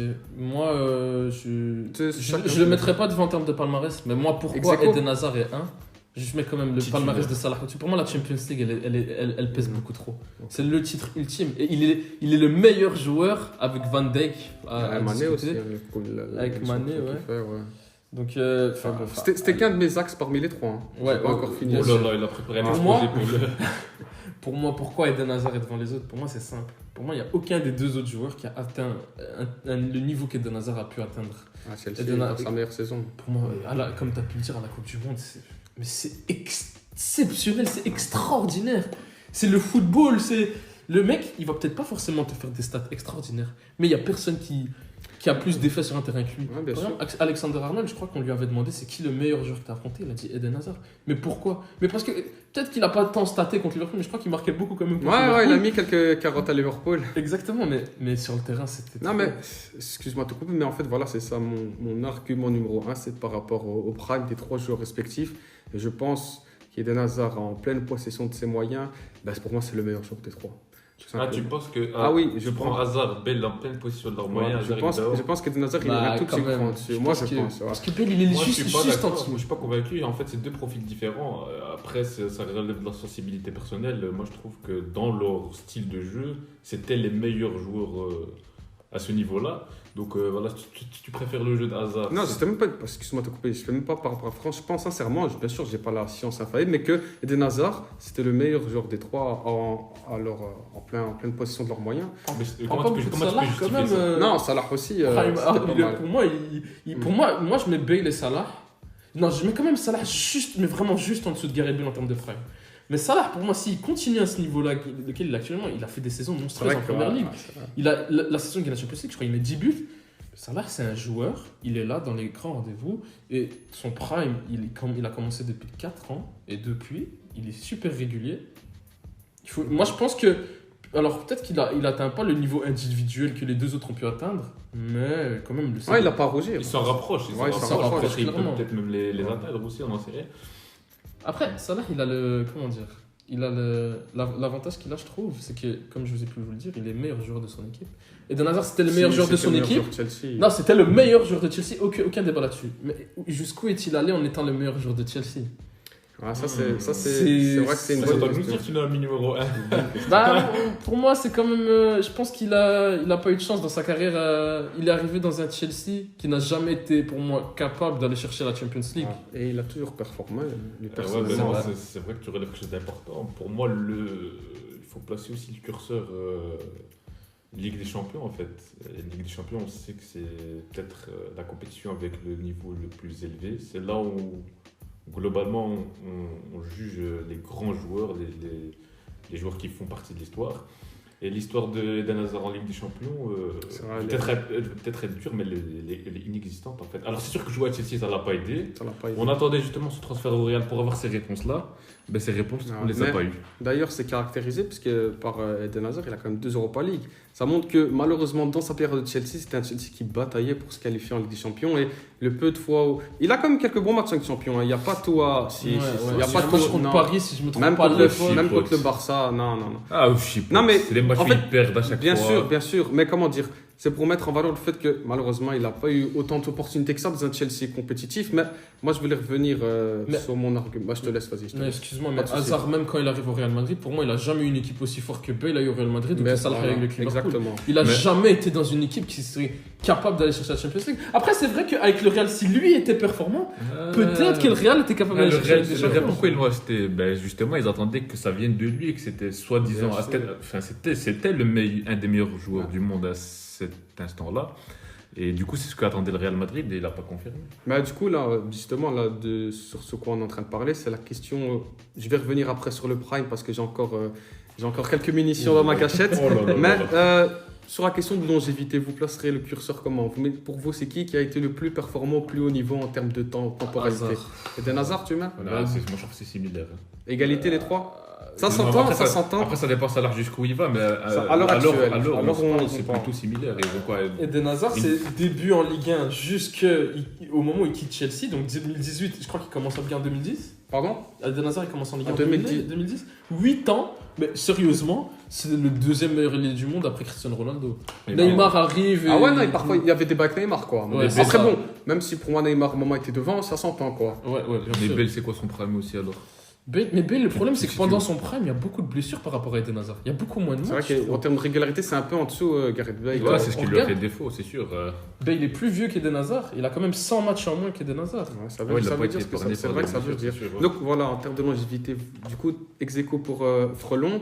Ouais, je mettrais Toi, comme Eden Hazard, Moi, je mets Eden Hazard en premier.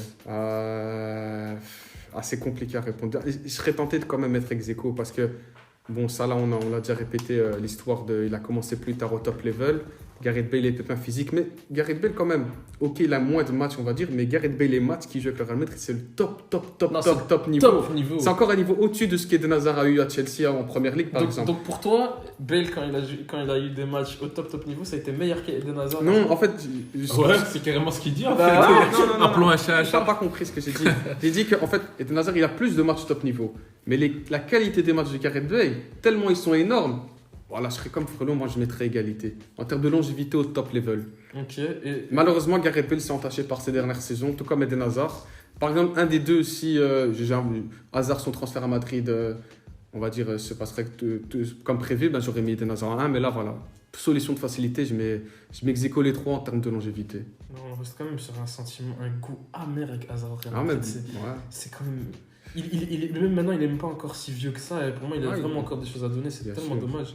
Mais bon, Mais, la question principale, c'est sur le meilleur des trois, le prime, et je reste Même en persuadé. carrière. Pour moi, en carrière, Hazard, il a jamais eu une équipe capable d'aller chercher la Champions League. On peut pas lui en vouloir sur le fait qu'il n'est pas allé chercher la Champions League. Et en 2018, son passage au Real, c'est clairement ce qui fait qu'il y a débat. Pour moi, si son passage au Real il est réussi, il y a Ah ouais, même pas clairement, débat. mais avec clairement. ça, Bah, ouais, c'est je là suis tout le d'accord, débat, c'est pour ça qu'on le met dans cette case-là. Sinon, on aurait comparé Hazard avec, je sais pas, j'ai pas envie de Neymar. citer des noms. Ouais, et encore Neymar sont à Paris, on aurait pu.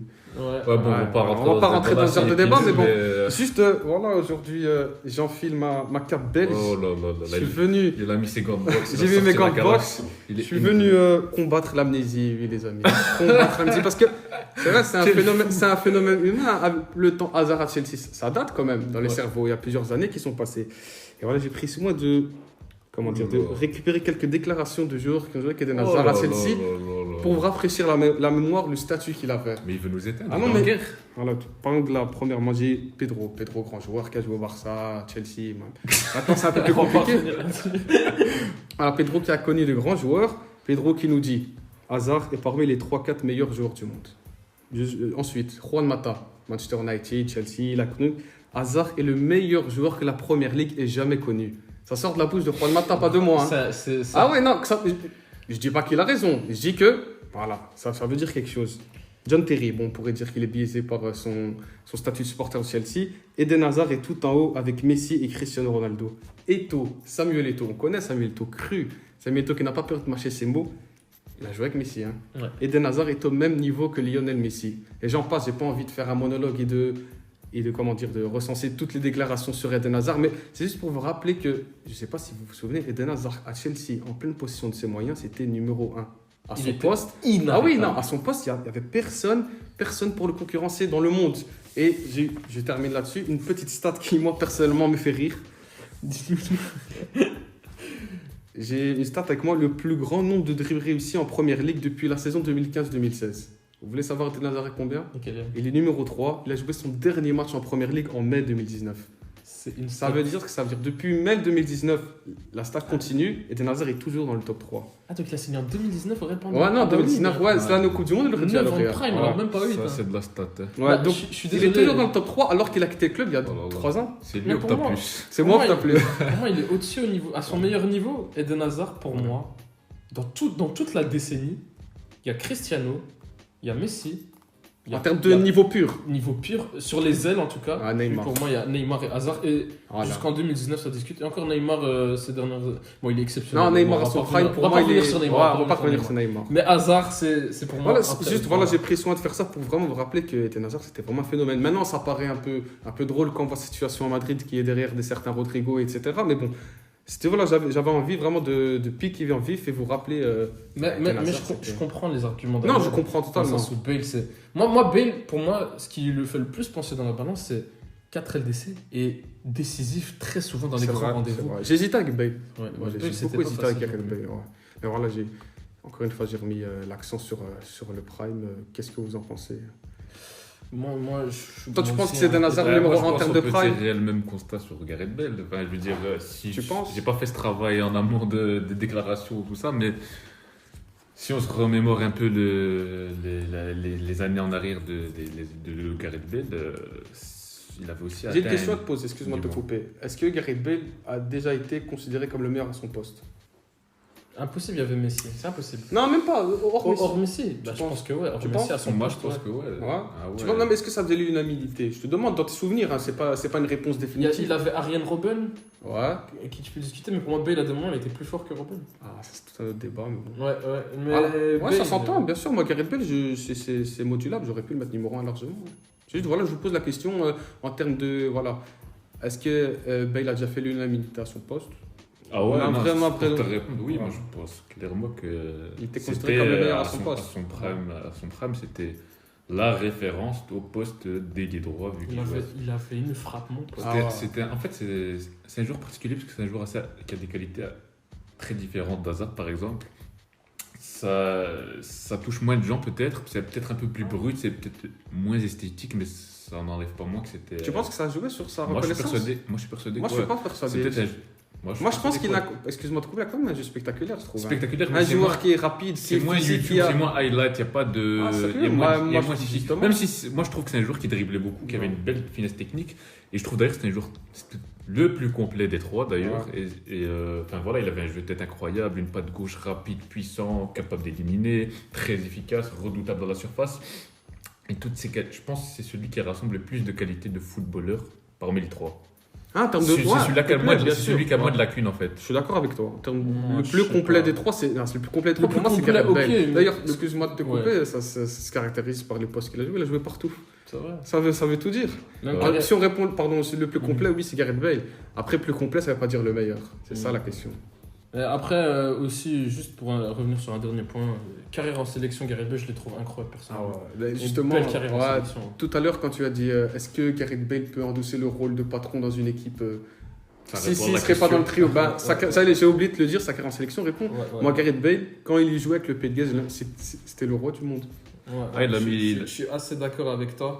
Et c'était exceptionnel. Mais Eden Hazard, pour moi, il a montré, que ce soit en Belgique ou à Chelsea, à son prime. Ah, si on parle de sélection, bah, Eden Hazard aussi.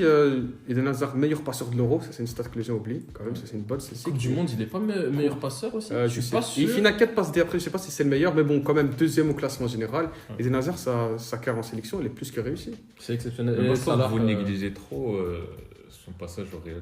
Non, Ben, on peut en parler, Parce qu'on juge c'est sur, raté. on juge sur la carrière, là, on est d'accord. Non, oui, bien On juge sûr, sur la carrière. bien Mais sûr. le Real, c'est un point important de la carrière d'Hazard. je c'est trouve. pour ça qu'il y a débat. Pour moi, il n'y aurait pas eu de débat s'il n'y avait pas le Real. En fait, moi je trouve que Mais Bale c'est- et Hazard, mais dans ils votre se ressemblent analyse- beaucoup. Ouais, Parce c'est que ça. De 2010 à 2022, leur parcours il est tellement similaire. C'est-à-dire qu'ils ont eu le prime au même moment et que leur prime il a quasiment chuté au même moment. Ouais, mais il y en a un, il a eu un prime au Real Madrid. Il y en a un, il a eu un prime dans un C'est Chelsea vrai, où c'était la seule vedette du club.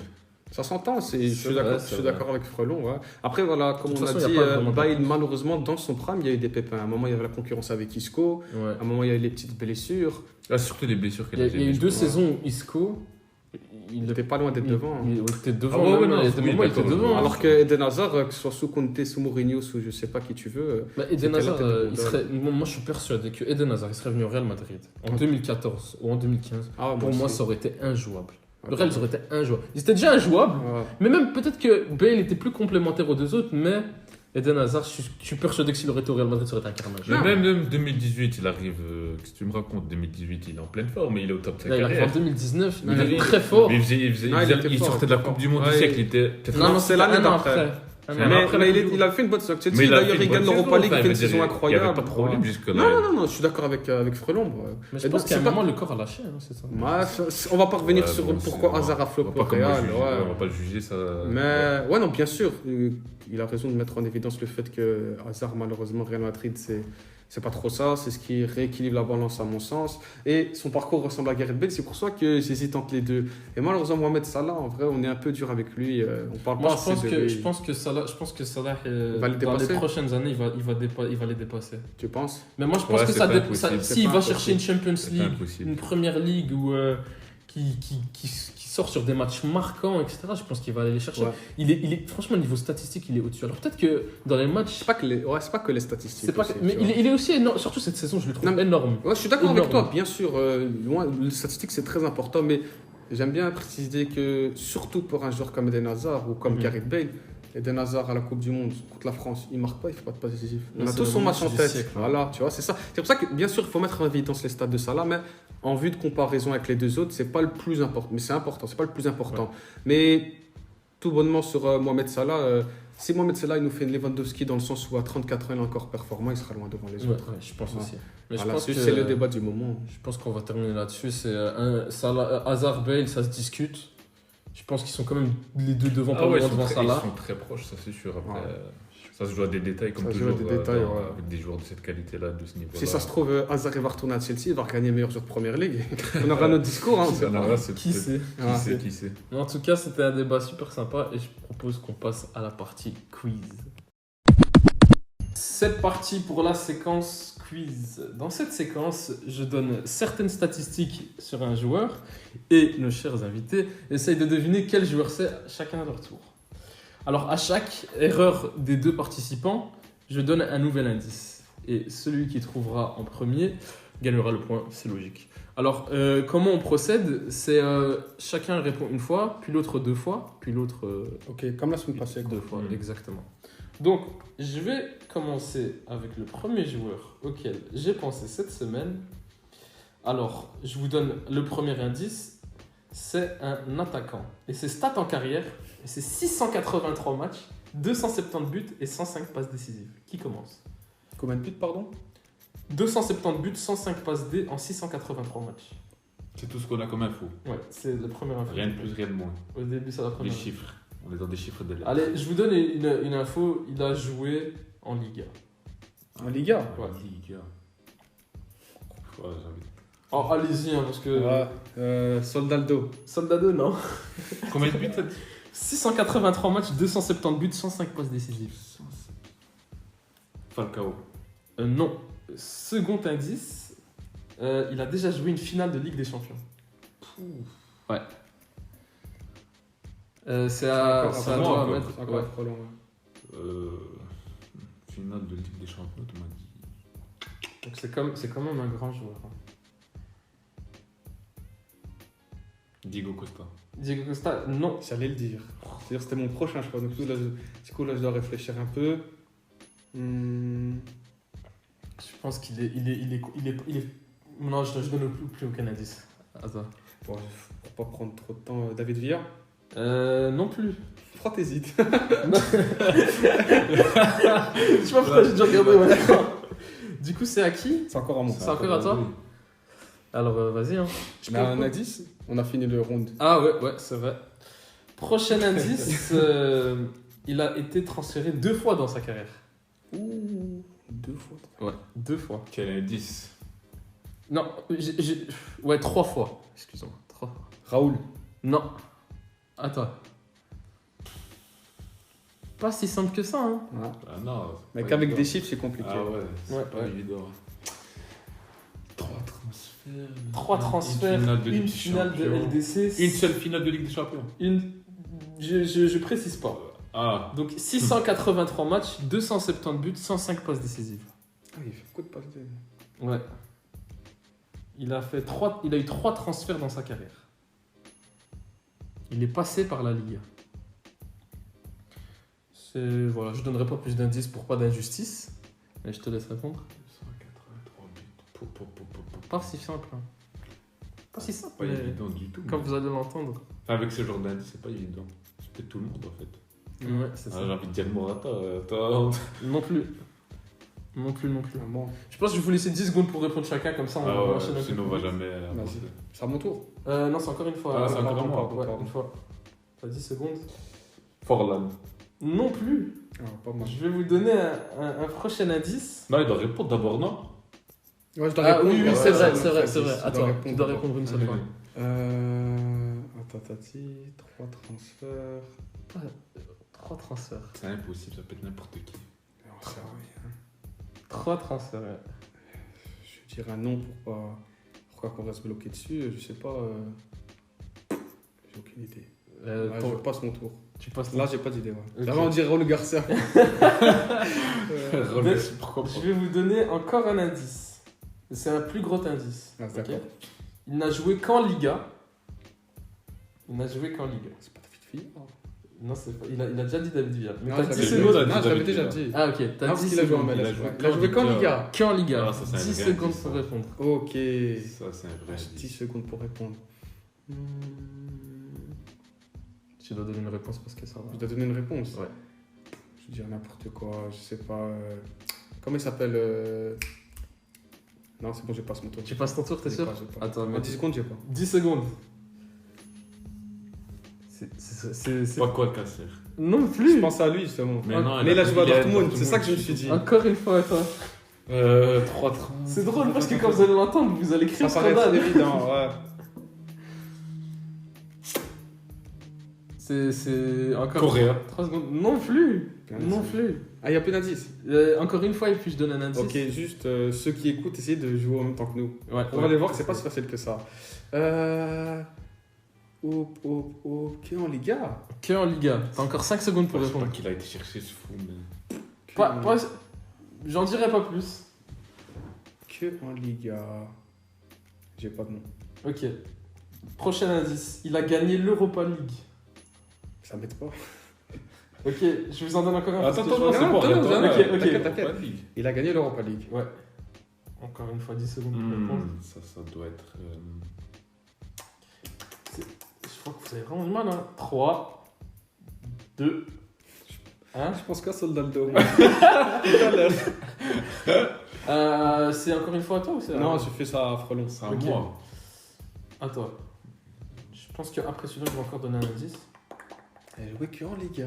Il a joué qu'en Liga. Ah, j'en crois pas mes oreilles. Moi aussi. Qu'est-ce qu'il est parti chercher? Et Ouais, je te donne une réponse. Gamero, mais je sais pas Non trop, plus. Les amis, je vais vous donner un indice. Ce joueur a déjà été vainqueur de la Coupe du Monde. C'est un Espagnol. là là. Du coup, c'est un Espagnol. Il te reste 7 secondes. Ah, c'est à moi là. Ouais, Ah, c'est- Reste 2 fois sur toi. oh, yo. Ah, Je pense que nos auditeurs sont en train de crier. Llorente. Non plus. À toi. Hein Nos auditeurs vont crier au scandale, ça, attends. Je préviens que le prochain indice sera encore plus gros. Parce que là, ça fait beaucoup. Il a joué que en Ça Liga. fait beaucoup. Il a joué qu'en Liga. Alors, les gars. Je sais pas un attaquant qui a joué qu'en Liga, qui a gagné, je sais pas. T'as pas d'idée? Tu Non, passes j'ai ton pas tour pour d'idée. celui-là? Je vous donne l'indice. Pour moi, c'est le plus gros. C'est impossible que vous ne trouviez pas. Je vous le donne. Ah, c'est le premier qui dégaine alors. Il a déjà été top 5 au Ballon d'Or. C'est l'argument qui met le mot au monde. Top Ouais, moi, 5. Top 5 au Ballon les d'Or. classements C'est un Ballon attaquant. T'as d'Or. 10 secondes pour répondre, après c'est à lui. Ah, les classements Ballon d'Or, je connais. Il n'y a pas d'attaquant espagnol qui a été top 5. J'ai jamais dit qu'il était espagnol. Il est pas espagnol. Ah, Il est pas il a gagné la espagnol. Coupe du Monde. Ouais, tu dois donner une réponse? Tu sais pas? Fred, tu vois Fred le 9 de À toi, Ahmed. Mais je suis complètement scandalisé quand vous le trouvez pas. On connaît rien au foot. Donc, je répète. J'ai trouvé. C'est qui? Putain, Griezmann. Mais oui! Ah ouais, mais je déteste. Mais les gars, il a joué qu'en Liga. ouais. Il a été transféré 3 fois. Ouais, Real Sociedad, Atlético, Barcelone, Atlético. Il a un bon nombre de buts, bon nombre de passes. Il a joué une finale Champions League. Il a gagné l'Europa League. C'est Il vrai. est top 5 au Ballon d'Or. On est désolé les gars, c'est grave. C'était le bouton.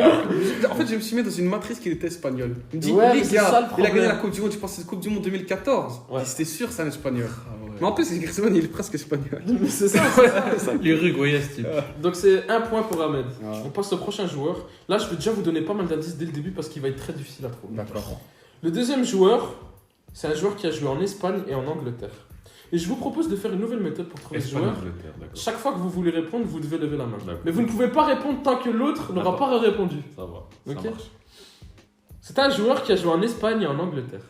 Un milieu de terrain qui est passé par 2 clubs anglais et un seul club espagnol. Il a des stats en carrière, ma foi, pas mal pour un milieu de terrain. 665 matchs, 150 buts, 140 passes décisives, 145 passes décisives. Donc, c'est un milieu offensif. C'est un milieu qui a eu qui a déjà fait des saisons en double-double. Donc, 37 matchs en Liga, 11 buts, 13 passes décisives. À toi? Santi Cazorla. Non. Ouh, bien tenté. Mais maintenant, je la C'était pas mal tenté. Il a déjà fait une saison en Première Ligue à 35 matchs, 12 buts, 12 passes décisives. Donc c'est un joueur qui a eu des saisons très prolifiques au niveau statistique. Il n'a jamais été titulaire en sélection. Ça a toujours été un joueur qui a été sur le banc en sélection en général. Il est à l'heure actuelle en Angleterre. Et ça fait un bail qu'il joue dans le même club. Ça fait quasi 8 ou 9 ans. Ouais, un milieu offensif. Ahmed, tu peux faire une proposition. Milieu offensif. Il a 40 sélections, 10 buts, 6 passes décisives. Il a eu sa place un petit moment, il n'a jamais réussi à s'imposer, mais il n'était pas non plus mauvais en sélection. Il a... Je crois que si je ne me trompe pas, il a déjà gagné une Europa League. Je ne donnerai pas plus d'indices sur le club avec qui, mais il a gagné avec un club anglais. Ahmed, il va falloir que tu répondes pour qu'il ait l'opportunité de répondre. J'ai pas d'idée, je passe mon tour. Ok. Juan Mata. Ouais, bravo. Ah, t'es un génie. Je voulais pas vous donner les clubs parce que je pense que ça aurait été Ouais. trop simple. Mais au début, je pensais à David Silva. Je me suis dit, il a fait comme Manchester City, David Silva. Ouais. Mata, il statait beaucoup à Chelsea. C'est Hein. bien vu, Ouais, il ça. se Mata, tapait il vraiment pas statait mal. Il a beaucoup, des belles stats en Ah, carrière. Là, du pas coup, mal. encore égalité comme la semaine passée. Exactement, on est Ça sur fait un 2-2. 2-2. Ça fait 2-2. Ça fait plaisir. Un score cumulé. Fait durer le suspense. Bon, je vous propose de passer à la petite séquence prono. On va C'est juste parti. discuter des matchs retour de Champions League entre le Real et le PSG et Manchester United et l'Atlético. Donc, c'est quoi vos pronos pour les matchs retour? Qui se qualifie? Tu veux commencer Pour être tout à fait transparent, moi je vois bien le Paris Saint-Germain passer. Le Paris Saint-Germain et de l'autre côté? Et de l'autre côté, je mets une pièce sur Manchester malgré leur nullité. Ok. Et toi, FDB? Moi, pareil. Malheureusement, je suis très pessimiste. Paris Saint-Germain, ils vont gagner 2-0. 2-0. Oui, c'est vrai, je pas donné le score moi. Ouais, tu peux le donner si tu veux. T'as dit 2-0? Moi, je dis 2-0 Paris. Paris. Je pense Ah. qu'ils vont nous prendre. 1-1, ok. Mais du coup, ça va aller aux prolongations. Ah non, Non, pardon, non, excuse-moi. c'est- Excuse-moi, c'est moi, vrai, c'est vrai. Moi, personnellement, je vois Madrid passer. Le Real. Ouais, Combien je vois un bon 2-0. Je pense que Ah, ok. Match de Benzema qui passerelle. sera retour au bon niveau, peut-être que Vini. Je pense qu'ils vont peut-être trouver les solutions d'ici le match retour. Et pour l'autre rencontre entre Manchester United et l'Atlético, je pense que l'Atlético, ils ont laissé passer leur meilleure chance. Ah, j'ai Ouais, pas je de pense que chrono c'est- d'ailleurs. Ouais. Et toi, tu prono. vois quel. Non, vas-y, termine. Moi, je pense qu'on va être sur un bon 2-1. Un 2-1 ou un 3-1. Mais je pense que Manchester va gagner ce match au match retour. Pareil, moi je pense que l'effet CR7 Va prendre. Ouais, va prendre et allez, je dirais quand c'était 1-1, moi je dis 2-1 pour Manu avec un but très tard dans le match. Ok, super intéressant. Bah écoutez, c'était un plaisir de faire cet épisode. Plaisir partagé. Partagé. Et on reprend ça la semaine prochaine. Avec grand plaisir. Allez, Ciao, ciao. salut. Salut. Salut.